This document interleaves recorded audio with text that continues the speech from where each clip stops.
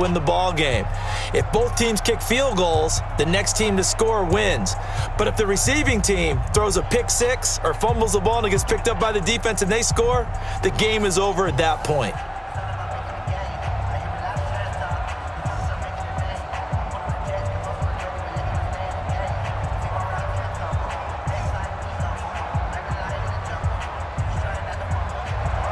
So a tie ball game here as the kick's away. This fielded at the 2. They'll bring it back to just about the 25, call it the 24-yard line. Here's the Philadelphia offensive unit now as they head out to take over possession. They're set for their first drive here in overtime, and this is where the crowd can really become a factor. They've had to battle it all day, but I know what you're saying. In overtime, that gets doubled, doesn't it? At least, because now the crowd really wants to be involved and help their team, and that first drive can dictate the whole thing because they know if this team takes it downfield and scores a touchdown, it's game over. And it's been loud in here so far.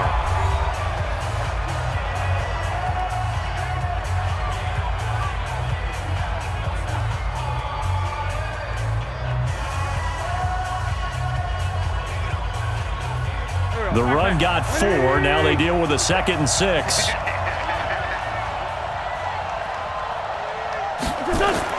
First throw of overtime for Wentz. He's going to sling this deep downfield. And that'll be incomplete. Good protection that time, and they couldn't hook up on the long one. Now it's 3rd down.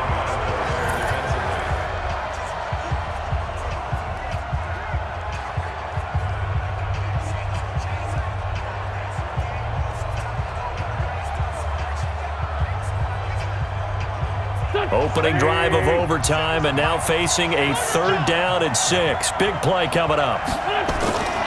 Working from the gun, Wentz. And he connects with Ertz.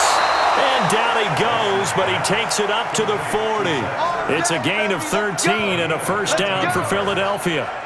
Charles, you get into these overtime situations, that's not a bad guy to dial into. Well, when you have to have plays, especially in a spot as you just described, we're in OT, you've got to go to the guys you can trust and you know are going to make the plays. Well, they say it's not the X's and the O's, it's the Jimmies and the Joes. Here we go. On first down, they run with Howard. And they get to him after a gain of 6 to the 46. Now the offense will burn their 3rd and final timeout. That's their 2nd and last timeout here in the overtime session. We'll be back.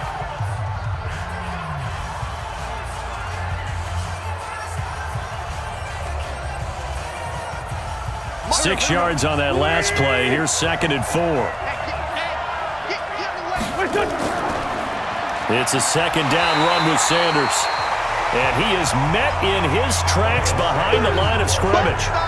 He lost 2 there, and it's 3rd down.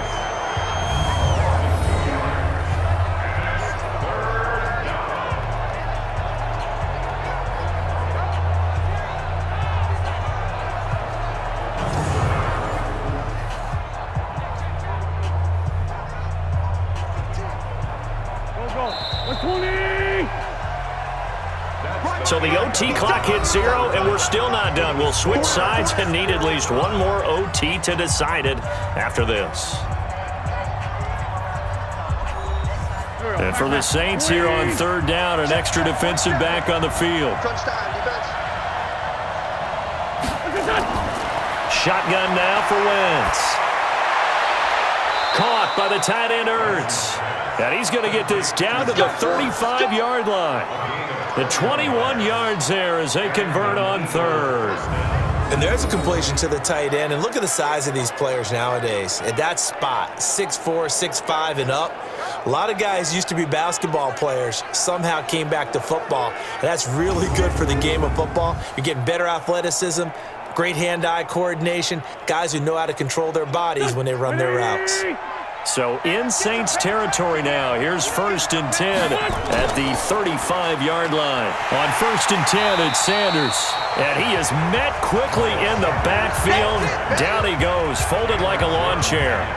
That'll set them back with a loss of 3 on the play. And it'll bring up a 2nd and 13. Anytime you call an inside running play, you just know there should be a lot of congestion there. You're counting on your offensive line to take control of the line of scrimmage. That didn't happen in this case, and that play got bottled up. So maybe just a momentary setback on what's been a great drive so far, but 2nd and 13 here. To throw, it's Wentz. Toward the center of the field, but it's incomplete.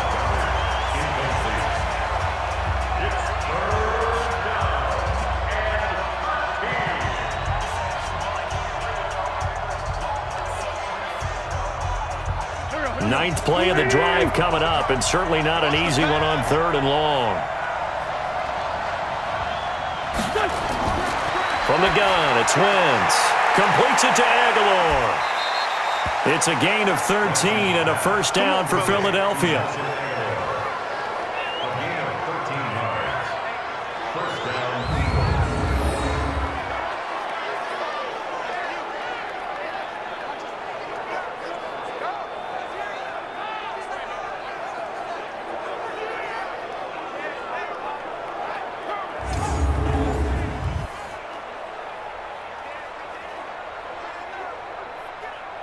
Go. Me and you all day. Wentz on the draw, leaves it for Sanders. And give him about 3 as he gets it down to the 22-yard line. 1 overtime, how about 2? We need another. We're still even. We'll switch sides and have that 2nd overtime in just a moment. The last run got 3. Now here's 2nd and 7. Another run here with Sanders. And he'll be taken down near the 20 at the 21. Now another timeout called for by the offense. They'll be left with just 1 remaining here at OT.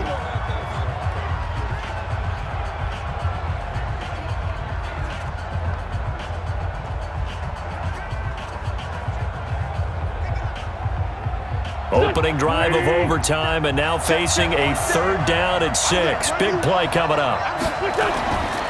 Wentz going to throw. Yeah, that one's going to be knocked away and incomplete. Another nice job there defensively. They've really stymied their passing attempts, and it continues in overtime. And for them to do that, that means they've had to be cohesive on defense. Pressure in the quarterback's face. Good coverage of not just the wide receivers, but the tight end, the running backs when they try and slip out, and making sure they're at the point of attack. When the ball's in the air, they get there and help force some of those incompletions. And Elliott puts this one through. And they take the lead here now at 10-7. They're able to put 3 on the board here on the opening drive of OT, and now up to their defense to try and see if they can hold this one. I like how you framed it up, because obviously this game is not over, right? They go down and kick a field goal, then we head to sudden death. But if the defense can hold, take the ball away, turn it over on downs, this game's over.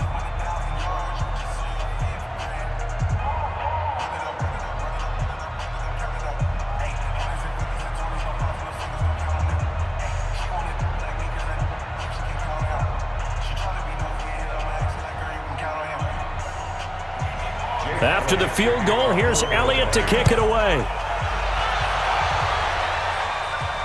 This will be taken in at the 1.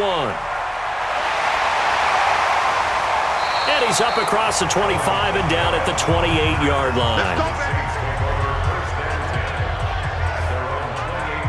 Back out onto the field now comes the New Orleans offense. The field goal would push it to sudden death. We just saw the field goal on the other end, but I don't think they are thinking field goal. At least not to start this drive. They're not thinking field goal. Not at all, because your point is well taken. Yeah, kick the field goal, you push it to sudden death, but you're also kicking off and giving the other team the ball with a chance to kick a field goal and beat you. Get the touchdown, finish the game off. That has to be the mindset. A really nice gain of 25 yards. The goal for any offense versus his own defense, find the holes where guys are available and put the ball on the receiver before any defender can step up and fill it. They did it well there. Perfectly executed crossing route.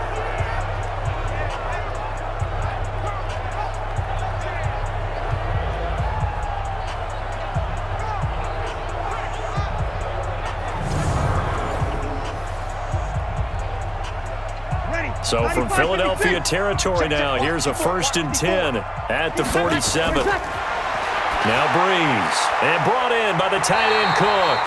And past the 35, he'll be dropped a yard or two shy of the 30. It'll be a Saints 1st down on a gain of 16 yards.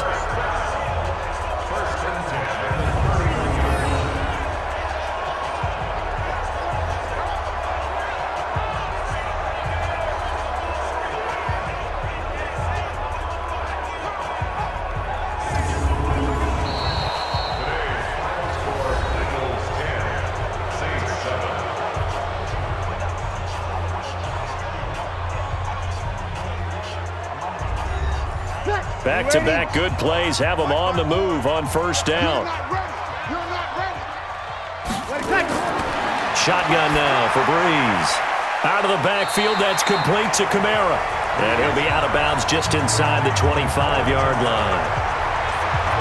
So a little chunk there on 1st as they try to chip away down 3 in overtime. I like your description. Chip away, down 3. You don't have to get it all in one big play, although obviously that would be nice. But there's no need to have that type of risk associated with it. Run your offense, get 1st downs, get yourself in a position where you know you're going to at least get 3 and keep this game going. If you get 6, so much the better. 6 yards was the pickup on the last completion, so here's 2nd and 4. Breeze on the draw, gives to Kamara. And not much. Maybe a yard down to the 23. And I know you with every carry, especially in overtime, you're just saying, if you're that ball carrier, hold on to the football. Hold on to it, protect it, but not necessarily settling because you're trying to get to the end zone. You're trying to end the game right here. And I know the defensive guys poking, clawing, raking, trying to knock the ball free and protect their end zone. Yeah, like you alluded to, especially this part of the field. And on 3rd down, a nickel formation here defensively. Working from the gun, it's Breeze. And Ginn's got it. And he'll have the 1st down, getting this one to the 14-yard line. Breeze to another long-time vet, Ginn, for the New Orleans 1st. They wanted to avoid the dreaded 4th down and having to get a conversion or it being the final play. They picked it up, though, on 3rd. I love how you described that because we've been in those situations and seen it. If you get to 4th down, especially in overtime, things get a little shakier, don't they? The hands get shaky, right? The throw, if you're going to throw the ball, being able to run it, all of that coming down to one big play. Very nice of them and nice for them to pick it up on 3rd. And he'll fight his way down right around the 12. And credit the tackle to Derek Barnett.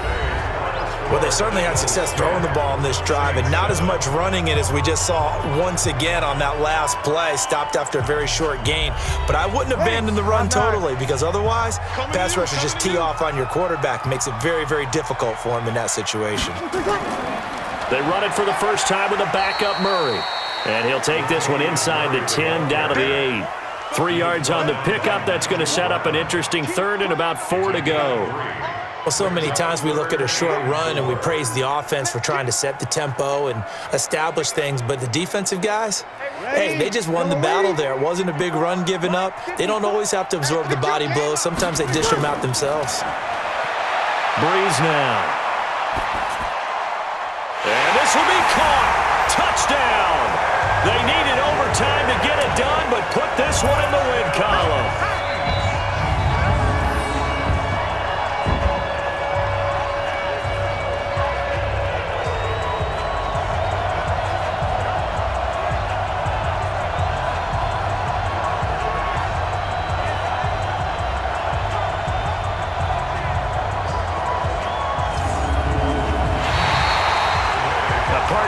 Game that we got to see and making it extra special. Not only did I get 4 quarters with you in this one, I got some overtime, a little whipped cream on top. Look at you, trying to make this whole thing palatable. I just want you to pay for my meal later. You really just wanted 4 quarters what you wanted, but how much fun was that? We had that type of a game where we got us to overtime, and then we get the dramatic ending to finish things off as well. What a game.